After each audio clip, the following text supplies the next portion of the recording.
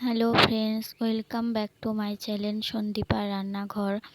আজকে আবারও একটা নতুন রেসিপি নিয়ে চলে এসেছি। আজকে দেখাবো সম্পূর্ণ নিরামিষভাবে কাশ্মীরি আলুর দম। তার জন্য দেখো, প্রথমেই কড়াইয়ে তেল দিয়ে তেলটা গরম হয়ে গেলে শুকনো লঙ্কা, তেজপাতা আর জিরে ফোড়ন দিয়েছিলাম।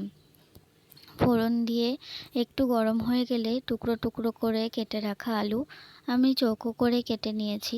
দেখতে বেশ ভালো লাগে এভাবে কাটলে। তোমরা বড় বড় করেও কাটতে পারো, সেক্ষেত্রে সেদ্ধ হতে একটু কিছুটা টাইম লাগবে।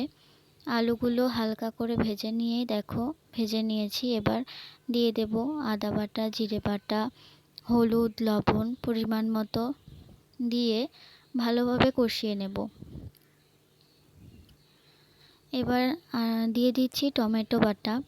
সব কিছু দিয়ে ভালোভাবে কষিয়ে নেব যতক্ষণ না মশলা থেকে তেল ছেড়ে আসছে। আমার রান্না যদি আপনাদের ভালো লাগে, অবশ্যই একটা লাইক, কমেন্ট, শেয়ার করে চ্যানেলটা সাবস্ক্রাইব করে দেবেন। দেখো, ভালোভাবে নাড়িয়ে নিচ্ছি যাতে মশলাটা লেগে না যায়। আর মিডিয়াম হিটই রাখবো, যেন মশলাটা লেগে পুড়ে যেতে পারে, তাই জন্য মিডিয়াম হিটেই রাখবো। এবার দিয়ে দেবো রংটা ভালো আসে। দেখো, কাশ্মীরি লঙ্কা গুঁড়োটা দেওয়ার পর রংটা কি দারুণ এসেছে। আস্তে আস্তে মশলা থেকে তেল ছেড়ে আসছে, অনেকটাই তেল ছেড়ে এসেছে। মশলা থেকে তেল ছেড়ে আসা পর্যন্ত কষে যেতে হবে। এবার দিয়ে দেবো কাজু, বাদাম বাটা, চারমগজ বাটা আর পোস্ত বাটা। সব কিছু একসাথে দিয়ে ভালোভাবে কষিয়ে নেব। আলুর দমটা এইভাবে করলে খুবই ভালো লাগে। পরোটার সাথে বা পোলাও, ফ্রাইড রাইস এগুলোর সাথেও বেশ ভালো যায়। নিরামিষ যদি পুজোর কোনো ভোগ রান্না হয় তাও এভাবে দেখতে পারেন।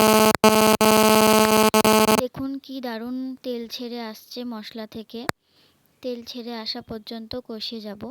এই যে মশলা থেকে সম্পূর্ণই তেলটা ছেড়ে গেছে এবং মশলার কাঁচা গন্ধটাও চলে গেছে।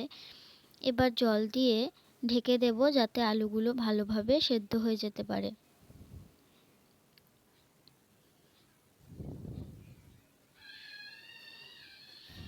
পুজোর ভোগ হিসাবে এই আলুর দমটা ব্যবহার করতে পারেন। দেখুন কি সুন্দর ঝোলটা ফুটে এসেছে এবং আলুটাও ভালোভাবে সেদ্ধ হয়ে গেছে। এবার বেশ আরও খানিকটা ফুটিয়ে নেব যাতে ঝোলটা বেশ মরে যায়। গা মাখা ভাবটা এলে আরও বেশি ভালো লাগবে। এই যে তৈরি হয়ে গেছে আজকে আমাদের সম্পূর্ণ নিরামিষ কাশ্মীরি আলুর দম। পোলাও বা ফ্রাইড রাইস বা পরোটা, লুচির সাথে খুব ভালো যায়। পুজোর দিনে অবশ্যই করে দেখতে পারেন। নমস্কার।